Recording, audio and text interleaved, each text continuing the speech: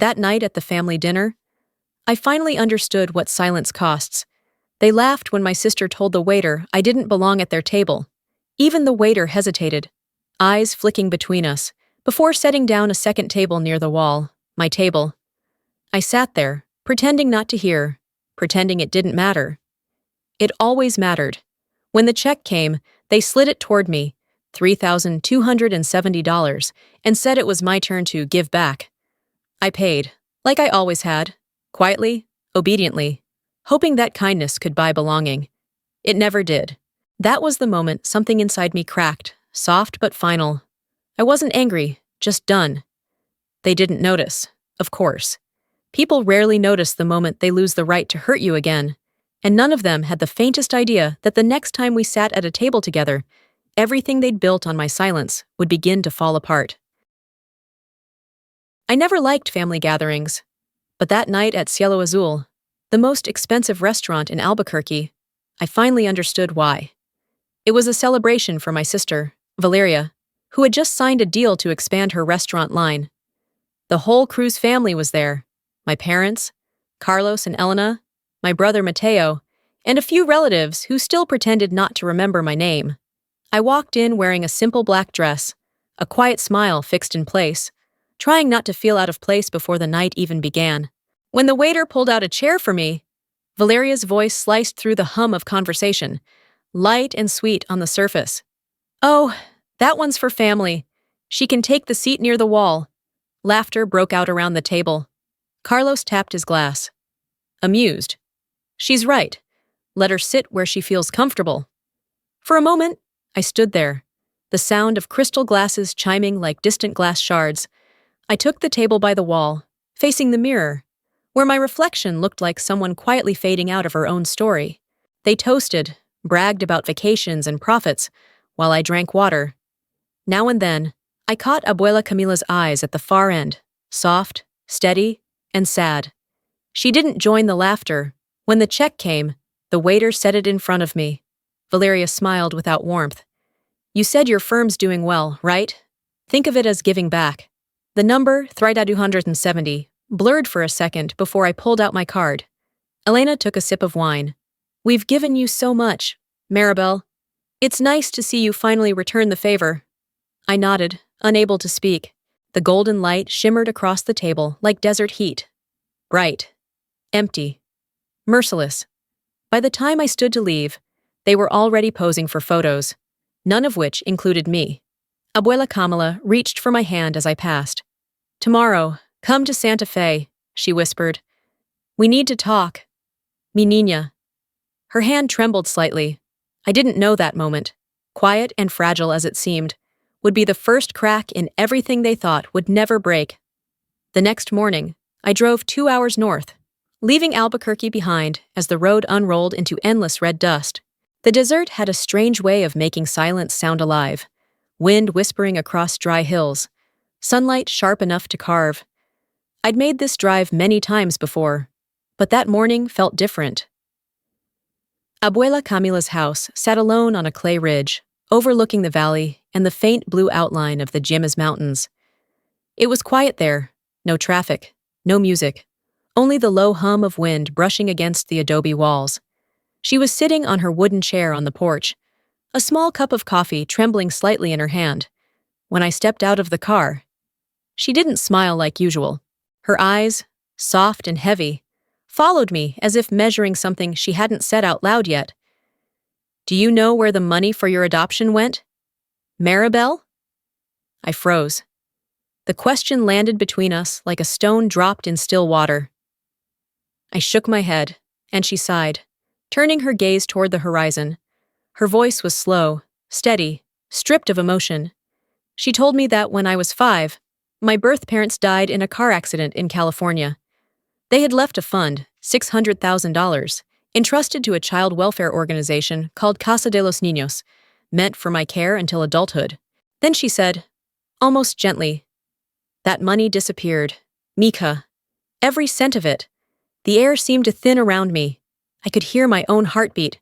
She said she had hired a private lawyer to investigate quietly, and then, almost as if she were confessing a sin, she told me she was changing her will. I told her not to, that I didn't want her money, that I wasn't worth another family war. She smiled faintly, weary but certain. You think I'm giving you money? No, child. I'm giving you what was already yours. When I left that day, she held my hand, longer than usual, her grip trembling but firm. I didn't know it yet, but that touch would be the last time someone in that family held me with love. That evening, I stayed behind to help her tidy the spare room. The desert light faded into gold, dust catching in the air like falling ash. I opened the old dresser, looking for clean sheets, and found a yellowed envelope at the bottom drawer. The corner was torn, the handwriting faded but clear. Adoption, 1993. Inside was a stack of papers, thin and brittle with age. My hands shook as I unfolded them. At the top was an official contract bearing the signatures of Carlos and Elena Cruz, confirming that they had received full financial compensation from my birth parents' trust. Beneath that, a stamped bank seal. It felt like my chest caved in. I sat down on the edge of the bed, staring at the proof that my childhood had been bought and spent. I folded the papers carefully and drove back to Albuquerque before sunrise. The next morning, I went straight to my mother's house. She was in the kitchen, stirring her coffee, her smile polite, her tone rehearsed. I laid the documents on the table. What is this, Mama? She glanced at them, then at me, with a small smirk that didn't reach her eyes. It's what kept a roof over your head. We used it to raise you. Don't be ungrateful. I laughed once, dry and shaky. Raise me? You used it for Valeria's college, for Dad's restaurant, everything but me. Elena set down her cup. Her voice turned cold, clipped. Be careful with your words.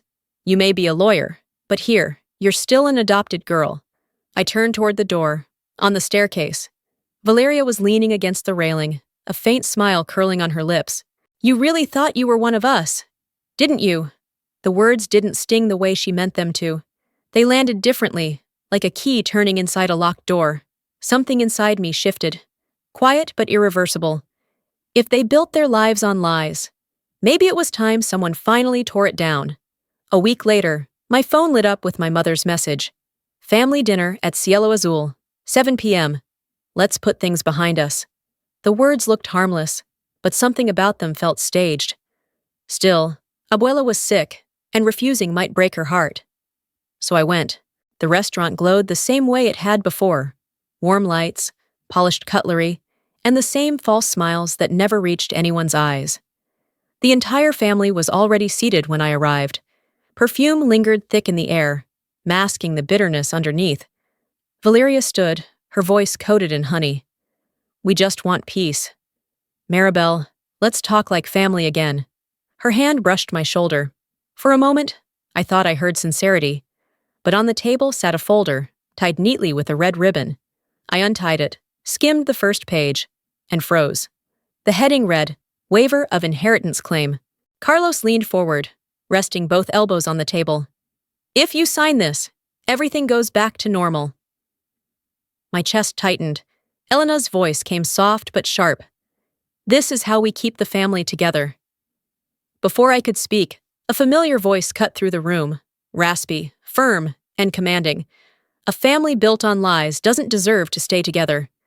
Every head turned. Abuela Camila stood at the entrance, thinner now, her cane trembling slightly as she leaned on it. Beside her was Mr. Perez, her attorney. For a second, no one moved. Then she stepped forward, her tone steady. As of last week, my estate and all holdings, including the Cruz restaurants, will be transferred to Maribel Cruz. It was like time stopped. Valeria gasped. Carlos's chair scraped backward as he stood, his face red. She manipulated you, he shouted. You can't do this to us, Valeria added, voice shrill. Abuela's reply came like a blade sliding quietly between words. I'm not doing this to you. I'm doing this because of you. And then her hand flew to her chest. For a heartbeat, everyone froze. Her eyes widened, and she stumbled. I lunged forward, catching her before she hit the floor. Panic erupted, Elena screaming for help, Valeria crying out, Carlos shouting orders that meant nothing. The waiter called 911. I held her hand as the color drained from her face.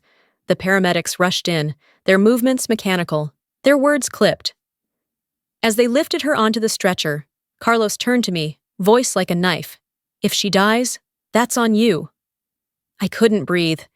His words sliced through everything left of my composure.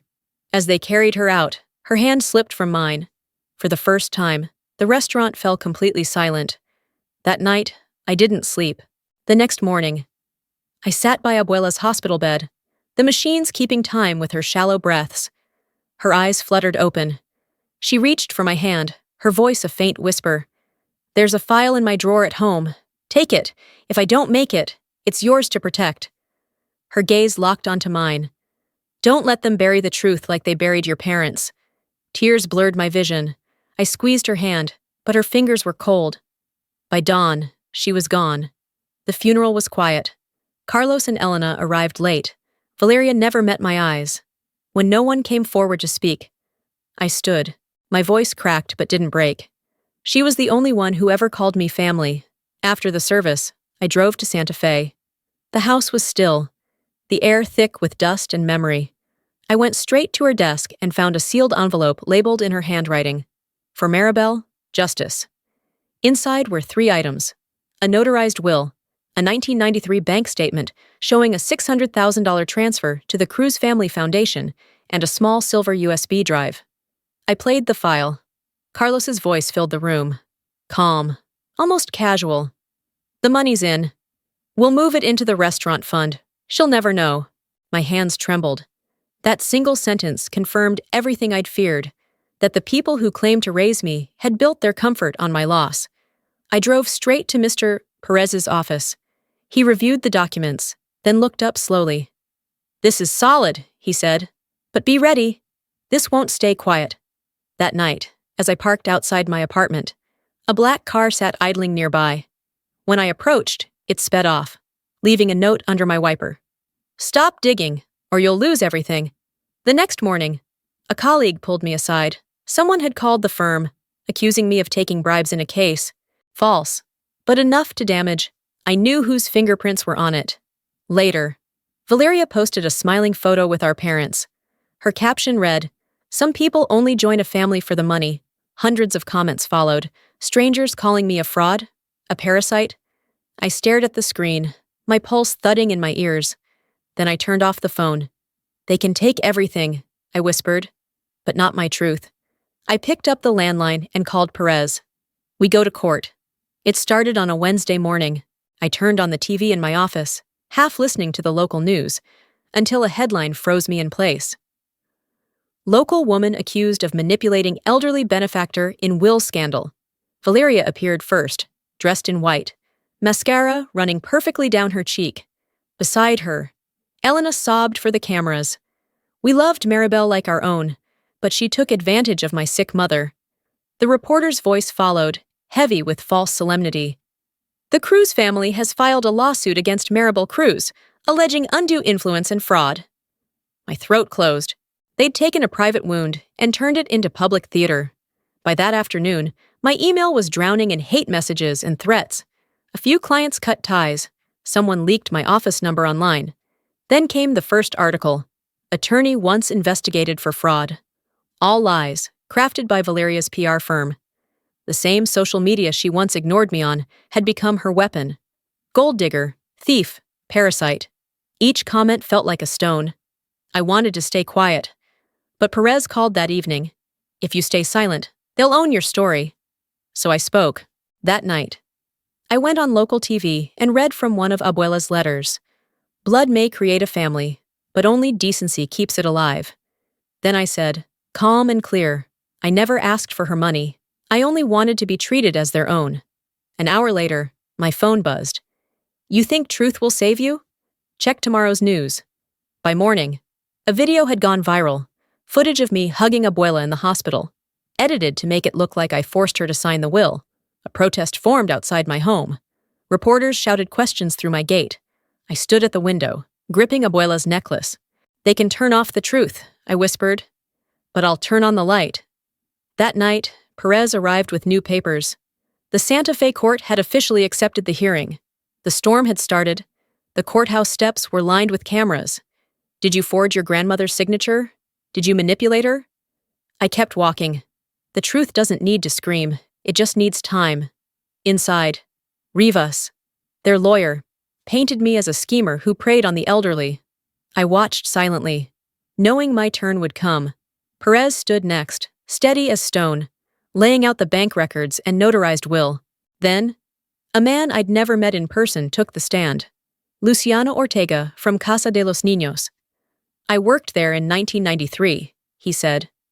Mr. and Mrs. Cruz received $600,000, meant for Maribel's upbringing. He held up stamped documents from Mexico. Murmurs rippled through the room.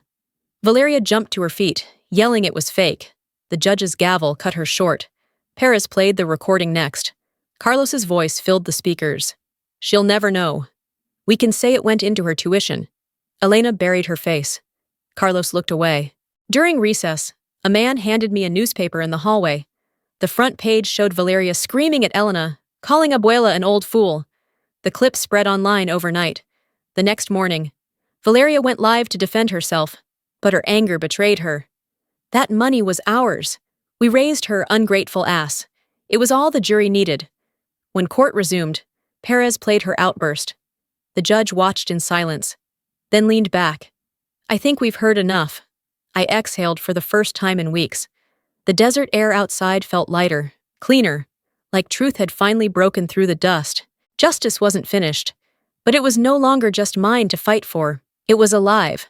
The courtroom felt colder that morning. I sat straight. The silver necklace Abuela gave me, warm against my skin. Across the aisle, Carlos stared at the floor. Elena dabbed at her eyes, and Valeria watched the cameras instead of the judge. Judge Morrison's voice broke the silence. This court will now hear final arguments in the matter of Camila Alvarez's estate. Rivas rose first, smooth and practiced. This young woman used her legal training to manipulate an elderly woman for profit. Perez stood next, calm but unflinching. Let's talk about who really turned love into money. He projected the facts. $600,000. Transferred in 1993. This money was meant for a child orphaned by tragedy, he said. Instead, it built the Cruz restaurants. Then the audio played. Carlos's voice filled the room. She'll never know. It's better this way. Murmurs rippled through the crowd. Morrison looked at him sharply. Did you or did you not take the money? Carlos hesitated, then whispered, Yes. I rose, my voice steady. I never stole from them. They stole from me. When the gavel fell, Morrison ruled in my favor. Outside, sunlight met me like mercy. We did it. Abuela, I whispered, but it still hurts. After the trial, I drove back to Abuela's house in Santa Fe. The late afternoon light filtered through the windows, turning the dust in the air into gold. Her framed photo still sat on the table, her smile calm, her eyes full of the quiet kindness I'd never stopped needing. As I cleaned the study, I opened the old violin case where she used to keep her papers. Inside was a worn leather notebook, its cover embossed with faded letters. Casa de Luz, for the forgotten children. I turned each page carefully. Her handwriting filled every line, plans for scholarships, legal aid for abused children, ideas for a foundation that would protect those lost in the adoption system. On the last page, a single line stood alone. If you ever feel alone, build a bigger table. The tears came before I could stop them. She hadn't left me money. She'd left me purpose. That night, I called Perez and Luciano. I told them I wanted to start the foundation she dreamed of, not for revenge. I said, for redemption. 3 months later, the Casa de Luz Foundation opened its doors across New Mexico. Every time I signed a document, I heard her voice again. Justice isn't the sound of a gavel. It's the light that stays when the noise is gone. A year later, I hosted the first dinner of the Casa de Luz Foundation at Cielo Azul, the same place where everything began. The room glowed under golden lights again, but this time there was no wine, no polished arrogance, no laughter meant to wound. Only children who had once been forgotten, the volunteers who helped them, and the quiet hum of hope.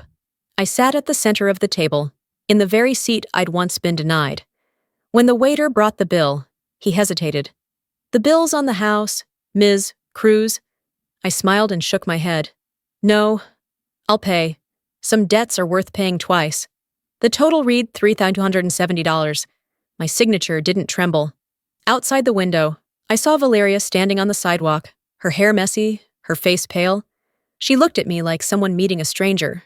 I felt no hate, only release. Go find another table. Valeria? I whispered as the wind carried the words away. I turned back to the laughter at my table, the sound of belonging freely given. Beyond the glass, the Santa Fe sky burned red with sunset. That day, I finally understood. When they cast me out, I hadn't lost my family. I'd found my freedom. And now, in the golden light touching Abuela's pendant, I knew she was smiling, soft, peaceful, and eternal.